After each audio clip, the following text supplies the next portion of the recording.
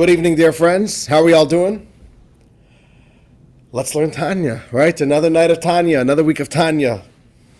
We're making progress here. We're moving forward. Chapter 27. This is an important chapter, a very important chapter. What are we addressing in this chapter? We started learning this chapter last week. And the chapter is about... Let me close my ringer here. Okay.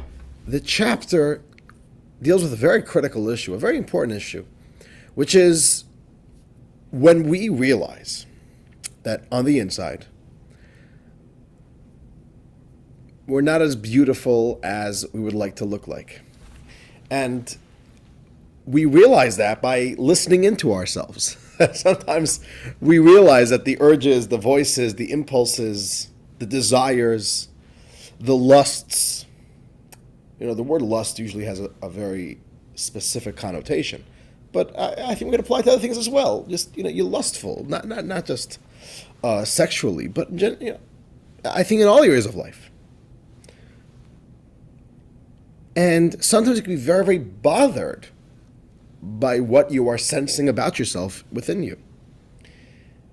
And you can be very ashamed of it and very embarrassed about it. And the problem with that shame is that it then discourages you. It then tells you that you're a bad person anyways. So why try? Why bother?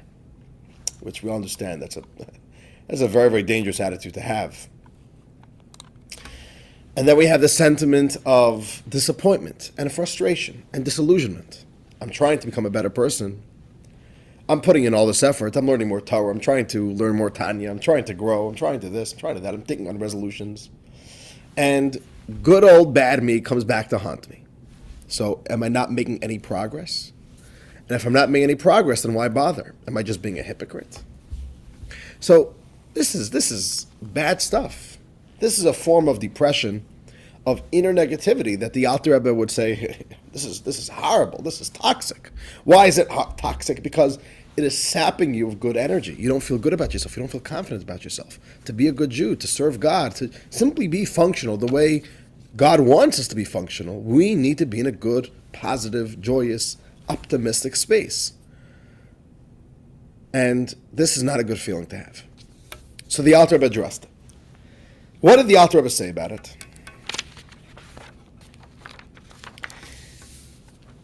The Alter Rebbe essentially told us that number one, you're not crazy. There's nothing wrong with you. You're not damaged goods. You are very normal. This is what it means to be a human. God created us to be this way. God created us to be like a Russia. We have that inner negativity within us, and while we could grow, we'll never be able to shake it off entirely. And what the Alter Rebbe says is, number one, it's normal. You're healthy. This is what life is about. It is a mitzvah. It is a mitzvah. Every single time we have the ability to suppress and ignore and reject such thoughts. So the Alter Rebbe says, to the contrary, rejoice in it. Be honest with yourself. Embrace who you are. Don't fool yourself that you could maybe be a tzaddik. No, you're not a tzaddik. And what we concluded with was, the Alter Rebbe says, I want you to know you have a life of purpose. We think that perfection is the goal. We think, right, the common conception, the intuitive notion would be God wants us to be as perfect as possible. So I'm working towards perfection, and all of a sudden, the bad inside of me keeps on making me stumble. It's reminding me how not perfect I am. To the point that maybe I'll say, you know what, forget about it. I'll never be perfect. And maybe we'll say, God, why in the world are you doing this to me? Why do I have to suffer why do I have to struggle? And why do these things have to distract me? What the Alter Rebbe says is, it's not a distraction. It's not a bug, it's a feature. This is the point of life. The point of life is that we should have to contend with evil. We meet evil head on. We are in the trenches. And through our effort, said the Alter Rebbe, of suppressing our inner negativity, our inner evil, our inner sitra achra, to use the proper term, right? Sitra achra, our inner negativity, by suppressing within our own heart and soul, It has a cosmic effect. Whatever a Jew does here on earth has an effect on the entire universe. And you accomplish that Sitra Achra on a general, global, universal level is beaten, is also suppressed. And you allow godliness and God to rise above. So it's a Kabbalistic idea, but what the author is saying, if you would only understand what value, what purpose there is in the type of work we have to do as a Beinoni, you wouldn't be complaining about it. And you would embrace it. And you would realize that this is how God made me to be. And that there's a very big mission and purpose here. So instead of looking at all of these internal challenges as something that is stopping you from succeeding, look at it as the very point of your life. Instead of saying, I wish I didn't have them, realize that actually the reason why you were born is in order to have them, and in order that you should be able to make the right choice. By having to contend with evil and fighting against evil, we are the ones who create the triumph over evil. And this is going to be the theme that the author continues tonight. On page 205 in our handouts, it's a very special Tanya. And you know what? 27 chapters in, this piece of Tanya is a very spiritual, it's mystical. The author is not saying, "Oh, do this work and you'll win the lottery." We have to appreciate a spiritual effect. The author is not trying to get us interested in facing the fight of life with rewards, with prizes, with incentives. The author really wants to help us understand what we accomplish and why it's so special and how profound it is. But it's spiritual. It takes a lot of. It's hard. It takes effort to appreciate it, to connect with it. So, l'chaim, dear friends. Can I do something a little bit different? Yeah, can we do something a little bit different? What do you say? So, I could have told this to you. There's a story. The one who said the story was the Alter Rebbe's grandson, who was the eventual successor of the Alter Rebbe. Rabbi Menachem Mendel Schneerson of Lubavitch, the Rebbe's great-great-grandfather, the original Menachem Mendel Schneerson of Lubavitch. He says he was a boy of 8 or 9 years old, and a group of Hasidim came to the Alter Rebbe and said, "We are not understanding Tanya. Help us out." And this 8 or 9-year-old little Rebbe Menachem Mendel, he's a little boy, he says, I couldn't understand what their problem is. I know that these Hasidim are great geniuses. I know that they know Hasidus very well. They're not like beginners. What does it mean they don't understand it? I know they understand it. These are seasoned, studious, scholarly Hasidim. But then when he heard his grandfather's answer, he understood what their question was. Listen to this. This is very deep. The Alter Rebbe said, you can't take half a thing. You can't take half a package. In order to learn Tanya, you have to have Hasidic song. With Hasidic song, you could study Tanya. You'll be able to understand Tanya. And then the grandson understood what the question was. They understood it, but it wasn't talking to them. They didn't connect with it. They understood it intellectually, but they weren't connecting to it on a personal level. And the Alter Rebbe said, you can't learn Tanya like an intellectual study. You have to connect, and that is the art of Hasidic song. So I want to share with you, we did this by the Kabbalah course, and I want to do it here again. So let's do what the Alter Rebbe said, that we can't take half a package. You learn Tanya, you have to have a song as well. I want to play to you a Hasidic song that in fact comes from my great-grandfather.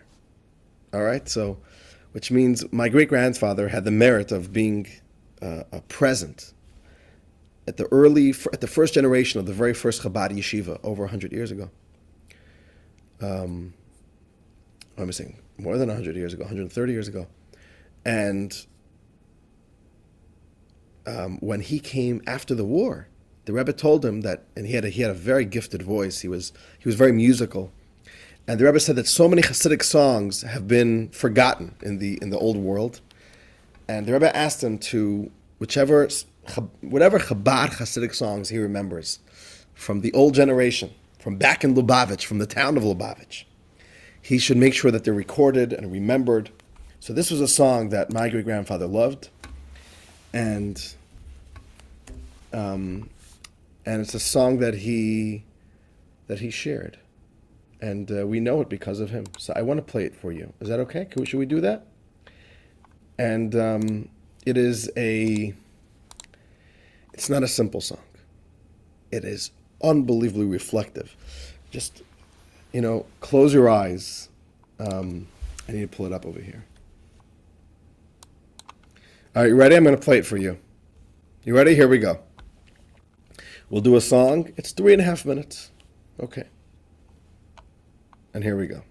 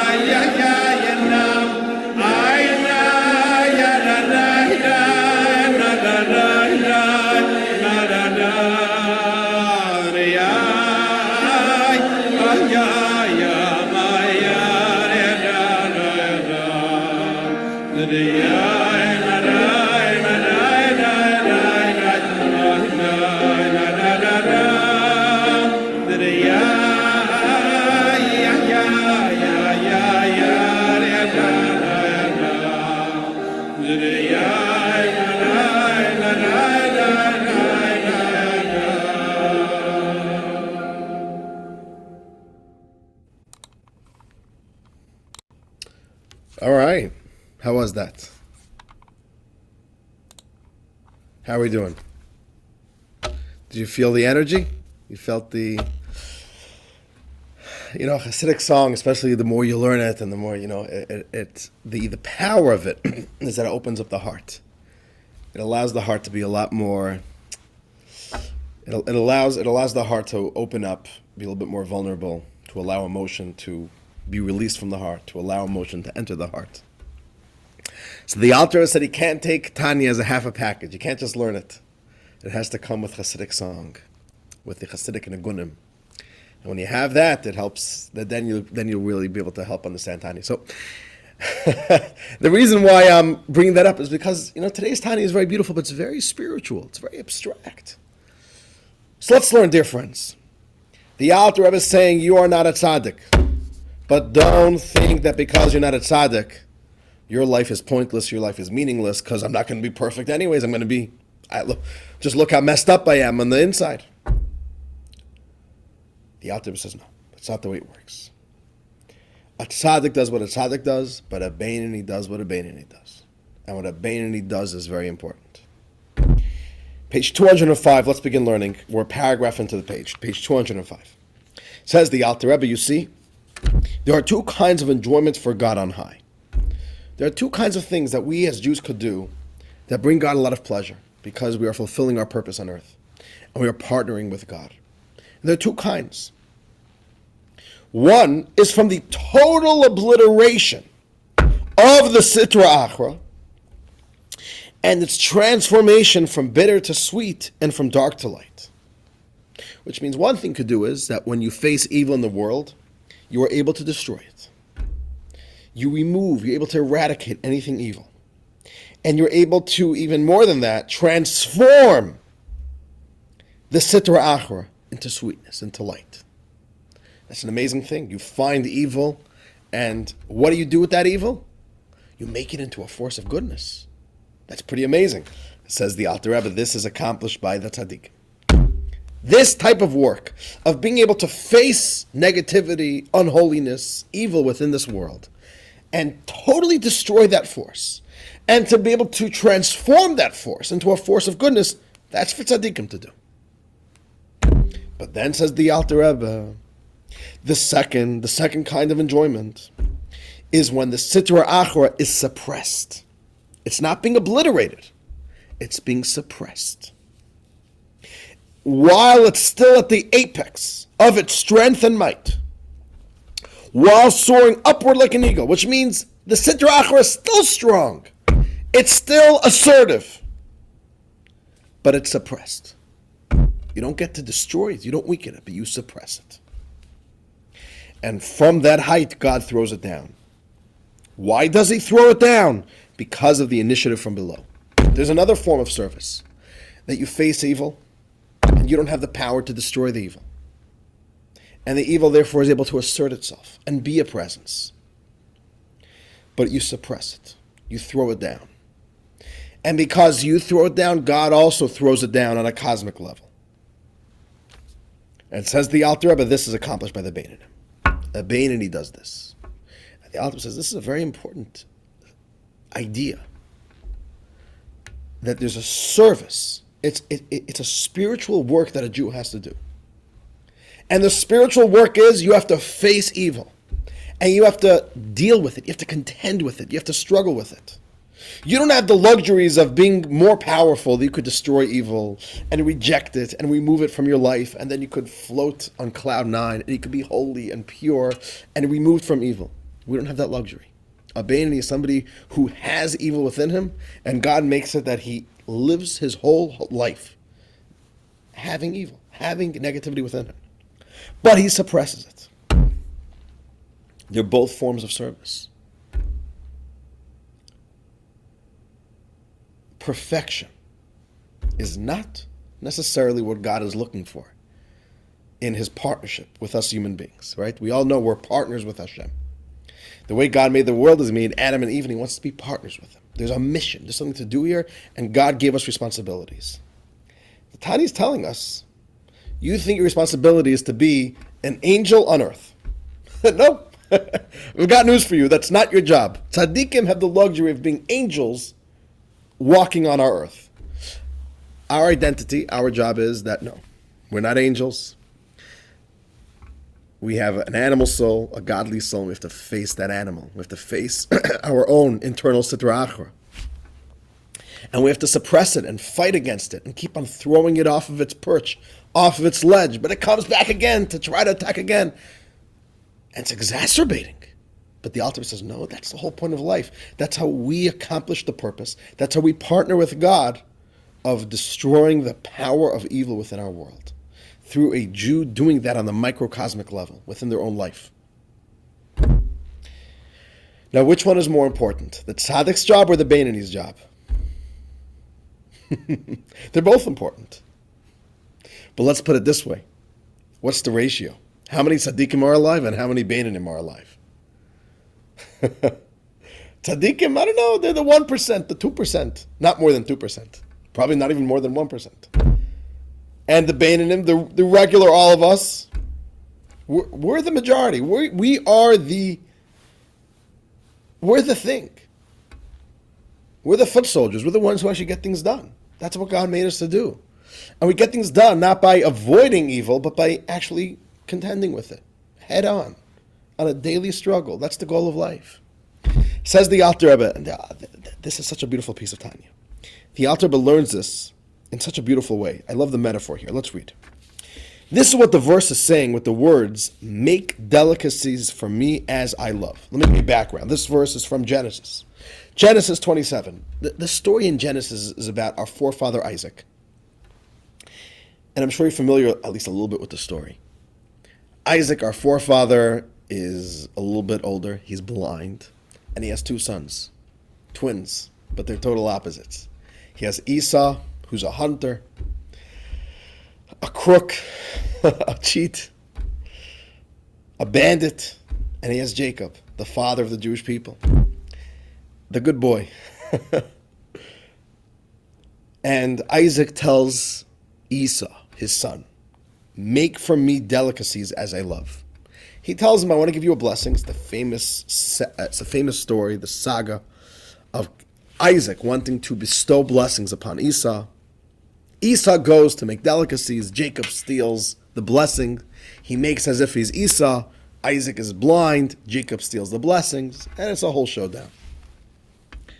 But we have this verse, make delicacies for me as I love. Isaac tells his son, make for me delicacies. Okay, that's the story. But comes Kabbalah, comes the Zohar, and says there's something deeper happening in this verse. Go beyond the historical narrative. Let's read.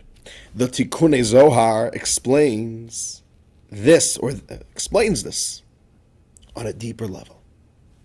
This verse is actually something very deep happening here. This is the Shekhinah, divine presence, speaking to her children, all the Jewish people. Hidden in this verse is a deeper idea. God says this to the Jews. Make for me delicacies. And the Alter Rebbe says the word delicacies is plural because there are two sorts of enjoyment. When God says, I love delicacies, make for me delicacies, it's because there are actually two kinds. There are two kinds of delicacies. God doesn't say make for me a delicacy, he says delicacies. What are the two kinds of delicacies? So the Alter Rebbe says it is just like, for example, physical delicacies. Let's look at physical delicacies. There are two types of gourmet foods.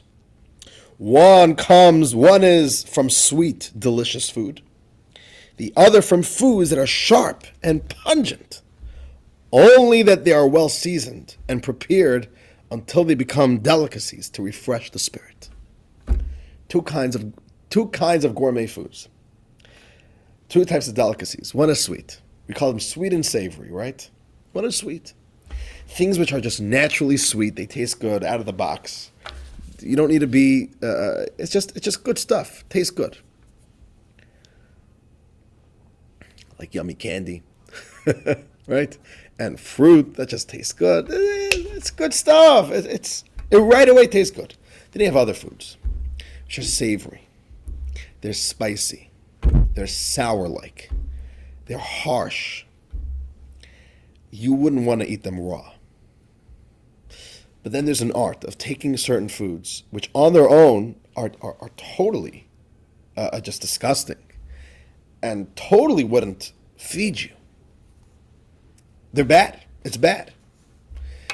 And you're able to work with its sharpness. You're able to work with its edge and overcome the edginess, season it properly, prepare it properly, and create a savory dish. If you prepare it well, it can become a good dish. Sweet and savory. Which one's better? Sweet or savory? Better, depends who you ask. Depends for what purpose. Kids like sweet better than savory, right? Which means sweet food is more appealing off the bat. It's sweet, it's amazing. The older you get, the more mature you are, you realize, no, savory is really where it's at, no? And ultimately, what's the ratio between sweet and savory food in our diet? What's the ratio? Savory is real food. Sweet, how much should you be eating dessert? What percentage of your diet should be desserts? I don't think a lot. A healthy diet is really savory more than sweet. What is more healthy?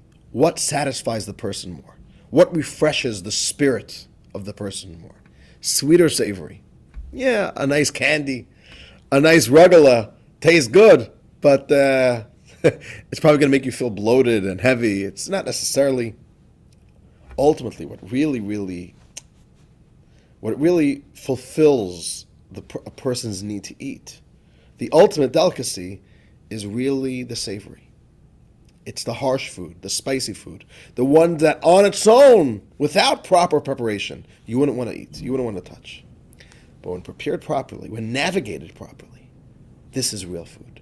This is where it's really at. Like nobody wants to give a bite into an onion, a raw onion. But every good dish, every good savory dish needs to have onion. Right?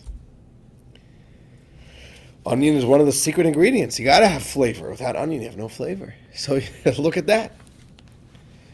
Says the Alter Rebbe, let's continue. In the same way, God derives satisfaction from both the service of the tzaddik and the service of the Beinoni. And if you have to choose which one is actually more important, it's really the Beinoni. The Beinoni is the savory. A tzaddik is sweet. A tzaddik's life is sweet. Inside, outside, you see the way they act. If you could see what's happening within the soul, within the heart of a tzaddik, you would see only beauty. They have no yetzer hara. Everything they say is good. Everything they think is good. The way they look at everything and every person is good. They're so sweet. It's so beautiful inside. A Beinoni, and all of us, work in progress Beinonis, if you'd look inside what's going on, it's not so sweet. It's harsh. It's embarrassing. It's terrible. We don't have the nicest insights, but we navigate it. A successful Beinoni navigates it, and we suppress unhealthy urges. And even when it comes back, we suppress it again. We suppress our own inner sitra achra. We serve God. We create a delicacy, not from a place of sweetness, but from a place of difficulty. But we make it work. We serve God a savory dish. And the Alter Rebbe says, don't underestimate that. That's very, very important. God wants delicacies from us. Tzaddikim are able to offer exclusively sweet dishes. But nobody wants to show up to a banquet and all you get is dessert. If you want the whole meal, if you want to be well fed, if you want it to be something, as the Alter Rebbe says, refreshing the spirit, you got to have savory. That's real. And the Alter Rebbe says that's the Beinoni. What we do for God, what we accomplish within the world, is the savory delicacies, to use this metaphor. And the Alter Rebbe concludes this little piece by saying, know that you serve an important purpose in God's world. Let's read. Beautiful piece over here. This is what the verse is talking about. When it says that whatever God causes is for his sake, even the wicked man on the day of his wickedness. Okay, let's stop right there. See a verse from Proverbs. Everything that God does in this world is for his sake. Whatever Hashem created, whatever Hashem causes in this world to happen is all serving God. It's all for God's purpose. Even the wicked man on the day of his wickedness. So it's an interesting thing. What purpose does a wicked person serve in God's scheme? And what does it mean, the wicked man on the day of his wickedness? What does that mean, on the day of his wickedness? What's the day of his wickedness? What's the meaning of this verse in Proverbs? The day of his wickedness is for God's sake. The Alter Rebbe gives us such a beautiful reading of this verse. Let me first tell you outside. When this verse says, even the wicked man, it doesn't mean an actually wicked man. It means a person with wickedness inside of him, which is all of us. People who have to contend with their inner negativity and their inner evil. So the wicked man is us. Not because we're actually wicked, but we are Russia-like, in our thoughts at least. In our impulses, in our urges. And on the day of his wickedness, when we take our wickedness and we make it into day, then we make day from his wickedness. That's the point. That's the point. Why did God make us to have to be internally evil? Not that we actually are evil. If we actually are evil, that's no good. That's a moral failure. But we have it inside of us. Why did God make us that way? It's like that we can make day from the wickedness. We can make light out of that darkness. Let's read what the Alter Rebbe says. It is talking about when a person will turn away from his inner negativity and transform his wickedness into day and light above, when the Sitra Achra is suppressed and God's glory rises.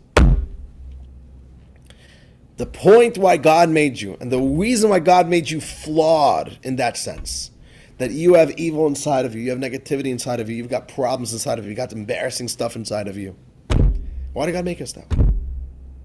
It's like that we can make light out of that negativity. We can make a delicacy out of it. And the Alter Rebbe says you serve an important purpose. And you are not failing. You're not cleaning up shop. You're not doing just simple housekeeping. When you are working and you're exerting effort against unhealthy thoughts and unhealthy urges, you are fulfilling your very mission in life. God needs this. This is important work. This is God's work. So what we see over here is, again, the Alter Rebbe is doing this very counterintuitive idea. The Alter Rebbe is taking a situation that we all have to deal with, and it could be very exacerbating, especially when we are putting in real effort into growing spiritually. And it just doesn't stop. No matter how much I grow, 1 week, 2 weeks, 2 months, 2 years, 5 years, 10 years, and I still sense inner negativity, my inner crassness, my inner lowliness trying to assert itself. Am I just such a bad guy that no matter how much effort I put into myself, I am still having such low urges? How could that be? And the Alter Rebbe says, yes. This is part of what God wants from you. It's an important service. This isn't survival mode. This is what it means to be a Jew. That we have Sitra Achra inside of us. We have inner negativity. We'll never destroy it. We'll never get we'll never get it out of our system. And we suppress it. And that suppression is where the purpose of life is. And I want to tell you the Hebrew word. The Hebrew word for this act of suppression is called iskafia. All right, listening to that? Iskafia. I-S-K-A-F-Y-A. Iskafia. That's Aramaic. It's a one word that represents this idea. Suppressing our inner animal soul and creating a healthy equilibrium within ourselves where we are not dictated by our urges. Our life is not controlled by our animalistic base urges, but that we are living in a mode of healthy suppression of our animal soul's whims and desires and urges. And that's spiritual health. One of the most important signs of spiritual health is that we don't let our inner negative urges control our lives. Rather, we are living conscious, healthy living. We're being conscious. We're making healthy decisions. We don't do things based on what our animal soul told us and dictated. And I'm in the mood, I'm not in the mood, let's do this, let's do that, I'm hungry, I'm tired. No, we're in control of our lives. It's the art of living on a daily basis in the mode of iskafia, or suppression. And that art of suppressing our inner negativity and living life from a place of spiritual strength and not from animalistic weakness, is very much the bread and butter of spiritual living. And therefore, for the rest of this chapter, the Alter is going to give us even more specifics about facing, on a daily level, wrestling, suppressing against our animalistic urges, and how in every moment of life, even when it's not anything horrible, we have to be exercising this skill of suppression. Middle of page 206, part 3, the daily wrestle exercise. Says the Alter like this. It does not stop there. It's not only about when we're talking about horrible thoughts, wicked thoughts, evil thoughts, totally inappropriate thoughts. Says the Alter Rebbe, all this applies even in matters that are entirely permissible. Anything in which you slay your urges, even for a short moment, with the intent of suppressing the sitra achra in the left ventricle of the heart. This is something we could do always, every day, even with the most benign, totally kosher activities in life. There's an idea of slaying, suppressing your urges, even for a little bit of time, all for the intent of saying, I am not allowing the sitra achra, I am not allowing my animal soul on the left side of my heart to dominate who I am and to dominate my schedule and to determine what I do and what I do. And the Alter is going to give us a few practical examples over here. For example, let's say you want to eat, but you delay your meal for an hour or less and spend that time occupied in Torah. The Talmud describes how in their days, the rest of the world ate their first meal at 10 in the morning. But the students of the sages would not eat until noon. The scholars would wait until 12 o'clock to eat. They would deprive themselves for these 2 hours with the purpose of suppressing the sitra achra. They didn't do this to have more time for study, since they studied for the rest of the day anyway. Very interesting idea. You wake up in the morning, your animal soul says, I'm really hungry. I'm really, really hungry. Let's get a move on it. Let's go to breakfast. Says the Alter Rebbe, 1 second. Breakfast is good. Breakfast is kosher. There's nothing wrong. Totally permissible. Totally okay. We're fans of breakfast. But your animal soul is dictating to you, I'm hungry now. Let's go eat breakfast right now.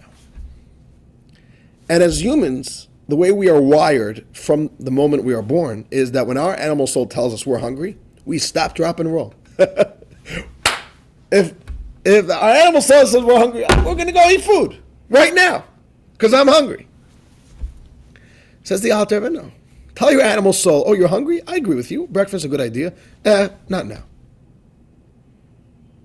Why not right now? Just because. It's the healthy art of not being reactive to your weaknesses, not being reactive to your sitra achra, to your animal soul, but you being in control of your lives on a healthy level. I'm a fan of breakfast, but I am not going to stop, drop, and roll when you decide we should. Delay eating a little bit. Like, for example, imagine shul on Yom Kippur. And it's the end of the fasting. And people have been fasting for 25 hours, It's not like we're hungry. And the shul is offering breakfast. And the final prayer ends, and boom, there's a mass exodus out the door because everybody's running for breakfast. Which makes sense. We're hungry. The prayer's over. Let's get out of here. Let's get to the smorgasbord and wait online as soon as possible, as fast as possible. We don't want to run out of the exact type of bagel that I like. There's another guy that says, what's the rush? Yom Kippur is the holy day. It's a special day. It's a waste of time for me to wait online for 15 minutes. I'll stay here in shul for an extra 5-10 minutes. Maybe I'll daven a little more. I'll say a little bit more Tehillim. I'll open up a Torah book. I'll read a little bit. Then I'll go downstairs. I don't have to join the rat race. I don't have to stand online and push with people. It's not a big, it's a small thing. But the Alter says this is very healthy. We have to exercise this. It is the bread and butter. It's the basics of spiritual living, that we have a healthy dose of internal suppression. Not only suppressing inappropriate and sinful and horrible thoughts, but just simply suppressing the animal within us and not allowing ourselves to become leashed to our internal animal. Continues the Alter. Next example, page 207. The same applies when you keep your mouth shut and refrain from speaking some mundane matter that you really want to say. And the same with fantasies. So there's something you really want to say. There's no problem saying it. It's kosher. But you don't have to say it. Sometimes there's an urge to want to get into a whole long conversation and talk with somebody about something, and sometimes you can use better discretion. This doesn't need to be said. Or I want to think about something. I want to fantasize about something. It's not a sin. It's permitted, but it's just an animalistic urge. You don't need to do that. You could use your time better. Suppress that. You know how healthy that is? I'll tell you two little stories. The first time I saw this, I was blown away by this. This is unbelievable. But it's so subtle. It's so simple. It's so profound because of its simplicity. What is the first thing husbands say when they come home from work every day to their wives? What's the first thing they say? Let's be real. Let's be honest. All husbands here. The wives will be brave enough to tell us. Well, what is it? What's for dinner? What's for dinner? Everybody knows you come home from a long day of work. You are hungry. Honey, what's for dinner? The previous Lubavitch Rebbe says that the early Hasidim took upon themselves a resolution to never ask their wives what's for dinner. It sounds like, what's the big deal? On the other hand, it's so deep. Why are you asking what's for dinner? Is it going to change anything? Is dinner going to be better because you asked? It's your animal within you just asserting itself, just expressing itself. Oh, I'm hungry. So what are you making for dinner? Oh, I like that. Oh, I don't like that. That's animalistic. Then there's a healthy dose of suppression. You know what a healthy dose of suppression is? Dinner's going to be what it's going to be. I'm not going to. I don't eat dinner every night because I want to have amazing, good delicacy food, gourmet food. I eat dinner because I need to survive. It's just. So I don't need to drive my wife nuts. What's for dinner? Do I like it? Do I just make it this way, make it that way? I can just eat dinner and move on with life. There is no crime. There is no sin to ask your wife what's for dinner. But there's something very special about suppressing the urge of the animal inside of us to just be animalistic, even if it's no crime. Isn't that amazing? I was so blown away when I read that, when I learned that. First of all, I think it's a great tip for shalom bayis. It's a great marriage tip. You're not gonna. There's no way your marriage is gonna grow and become stronger by asking your wife what's for dinner. It's just simply never ask that. And it's a lot harder to do than it sounds. It's a very difficult thing to come home and not ask what's for dinner, not ask when's dinner gonna be ready. Yeah, she's making dinner. I'll eat dinner whenever it's ready. I'll eat whatever's served to me. There was a yeshiva boy in the 1970s who learned this piece of Tanya, and he went too far. It was very unhealthy. He totally misinterpreted what the Tanya is saying. He thought the Tanya is saying that we have to deny ourselves any form of physical life. So he was fasting and he wasn't showering. Like it was on a very unhealthy level. And the Rebbe told him, you are totally misunderstanding the concept. The point of this chapter is not to become an ascetic. An ascetic means somebody who's just totally detached from life. The goal of this chapter is not to tell you to be a celibate, right? To practice celibacy. Don't get married, don't eat, don't sleep, don't this, don't have a bed, sleep on wood floors. Like, that's not what the chapter is telling you. The Tanya is not telling you to make your physical life suffer. The Tanya is telling you to just not allow your animalistic urges to express itself. And the Rebbe told him is, if you are in yeshiva and yeshiva serves you breakfast and you don't eat it, you got the chapter wrong. To do a healthy suppression is to eat breakfast every single day in yeshiva. And if it's not the best food that day, you suppress the feeling of saying, I hate this food. Eat it, it's okay. It's not the most tasty. Eat it anyways. Your animal soul wants breakfast to be very tasty. But you know and I know that even if the food is not 100% tasty, it's still breakfast, it works. So you could either give in to your animalistic urges and say, oh, I'm not going to eat the yeshiva's food, I'm going to go find myself other food. Or you could just eat whatever they give you. So Rebbe told him, you are not eating meals, that's wrong. To practice this chapter, eat the meals. But just don't be obsessive. Don't allow the inner animal to be so expressive. You see? When I was a little boy, the way it worked was that my father would go shopping. He would usually do once a week, the big family shopping. And the way it worked was that he would take a lot of kids with him. It was part of how I'm one of 8. I grew up one of 8 kids, so he offloaded a bunch of kids from the house for shopping. But taking kids shopping also means you have to deal with a lot of annoying, pesky kids. I want this, I want that. And my father did a very good job at managing it. And one of the things that I remember this so clearly, and it was specifically one store. And we went to one store, and it was just it was so irresistible. It was right there in our faces. Right on the front of the store, they had the ice cream fridge, the lane of ice cream fridges. And they had there the Tafudi Cuties, which are kosher, the Tafudi Cutie sandwich ice cream cookies. And we'd always ask our father, can we please buy Tafudi Cuties? We love Tafudi Cuties. And my father would say, we're not buying Tafudi Cuties for today, but we could buy Tafudi Cuties for Shabbos. Now, what just happened there? One model is, I go to a store, I see ice cream, my inner animal loves ice cream, so I go and buy ice cream. No, that's giving into your animal, to your inner animal. That's not healthy.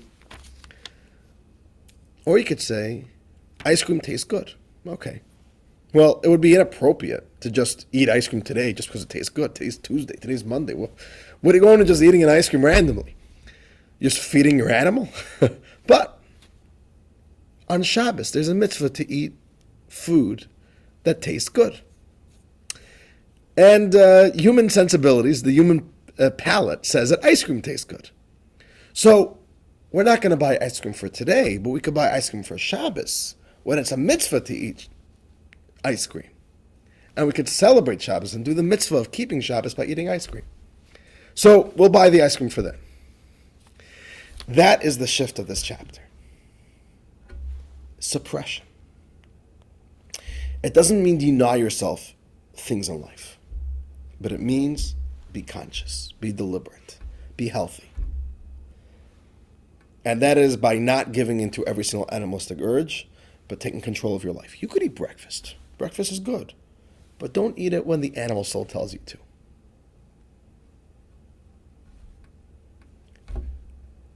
It's so profound, no? And says the Alter Rebbe, let's continue reading, with even the slightest degree by which you suppress the Sitra Achra, here below, God's glory and His holiness rises above to tremendous heights. With a little bit of suppression, we have a cosmic effect. We allow the power of unholiness to be removed from its ledge, from its height. And we allow God's presence, God's glory, we allow the power of holiness to rise above and to get more power. This is the spiritual effect. And the Alter Rebbe then says, the Alter Rebbe is going to conclude the chapter like this. And as you do this, this is the final word of the chapter. The more we practice this art of suppression, we will actually see that we become better people. On the one hand, the Alter Rebbe told us that we're a Beinoni, we'll never become tzaddikim. We'll never be a tzaddik. We're never going to be internally perfect. We'll always have to be contending with our inner evil. But we will see progress. And we will be able to have the inner satisfaction of seeing the internal growth within our spiritual lives and within our character. So let's read, middle of page 207. The personal growth from your subduing. Says the Alter Rebbe, then, from this holiness that rises above, a holiness is drawn down upon you below to empower you tremendously in your job to serve God. Oh, you make more holiness above, you get some of that holiness. You created more holiness on the global, universal, cosmic level. It also has an effect on you. You created it, you get some. You get profit. You get a percentage. You get holiness in your life as well. And that holiness that now enters your life empowers you to do even more. And it helps you be a better Jew. It helps you be more spiritual. Helps you be more mindful. It's a good loop. It's a good looping feeding effect. You do good, you get more energy to do even more good. And this is what the rabbis had in mind when they taught, sanctify yourself a little below, and you will be sanctified a lot from above. We do a little bit. We do a little bit of effort to suppress our inner sitra achra. We create more holiness in the world, and we get some of that holiness. And God makes us holy from above, which makes us better people. And we will be able to see and enjoy the satisfaction of slowly growing, becoming better people. And indeed, slowly, the sitra achra within us gets diminished. We'll never fully be done with our inner animal soul until we die, but we will see good progress, says the Alter Rebbe. And the Alter Rebbe then says, and this is in addition to fulfilling a positive mitzvah of the Torah, make yourself holy and you will be holy. There's a mitzvah in the Torah, make yourself holy. Make more holiness within your life. Make experiences less animalistic and try to make them more holy. Make ice cream from being an animalistic activity to being a holy experience by eating it on Shabbos. Make yourself holy. Every single little detail in our life has the opportunity to be made holy by a little bit of intentionality. And it's a mitzvah from the Torah. How do you do that? Continues the Alter Rebbe, when you sanctify yourself by refraining from even that which is permissible to you. There could be something permissible. And you deny it to yourself. You suppress it. You delay it. You do it in a good way, in an intentional way. That's the art of making yourself holy. It's a mitzvah. It's a mitzvah, and you'll get the dividends of this effort. Concludes the Alter Rebbe. Bottom of page 207. Brave it and you will make it. Says the Alter Rebbe, when the Torah says make yourselves holy, make yourself holy. What does that imply? That you're not holy right now. You got to make yourself holy, right? If you're holy, you're already holy. The Torah says make yourself holy. So the Alter Rebbe says it implies that you should achieve something that you do not have already. That you should be actively making yourself holy, even though you are not actually really holy right now. And you're not actually separated from the sitra achra. Why? Since it is still in all of its strength and might in your left ventricle.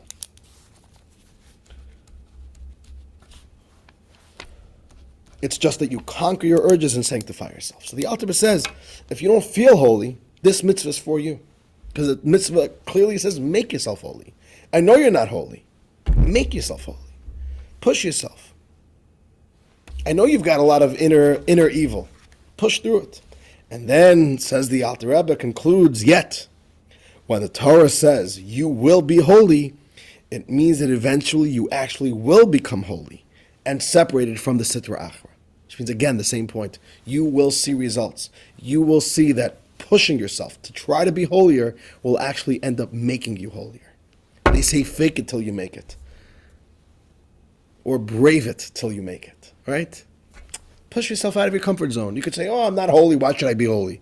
No, the mitzvah is make yourself holy. And you will be holy. How? Let's continue reading. How?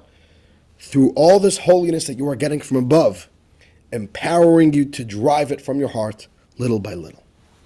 So as you do this effort of suppression, iskafia, you push out the inner negativity. You bring in more holiness, you will indeed see you become a better person. You become a holier person. And dear friends, with that we conclude chapter 27. And what's the message? The message is embrace who we are. We should know that, our broken pieces on the inside, our inner negativity is by design. God made us that way. We have to embrace that identity. We have to know we have such a profound, important mission. And we will see results by instead of being a defeatist and giving in and giving up and saying, look, I'm a bad person, so why should I even try? No, suppress it. Contend with it, fight against it, and you will see you will become a better person. The holiness that you create will seep into your life, making you into a better person, enabling you to do it again, face the fight again, even stronger, even better. And that's chapter 27. And dear friends, next week we'll be learning chapter 28. Great Friends, chapter. Great chapter. Oh, this is a special chapter. This is a special Great chapter. chapter. Wonderful. Yeah, and I want to wish you all a wonderful evening and thank you for joining. What a special, this was so special. And we'll see you all very soon.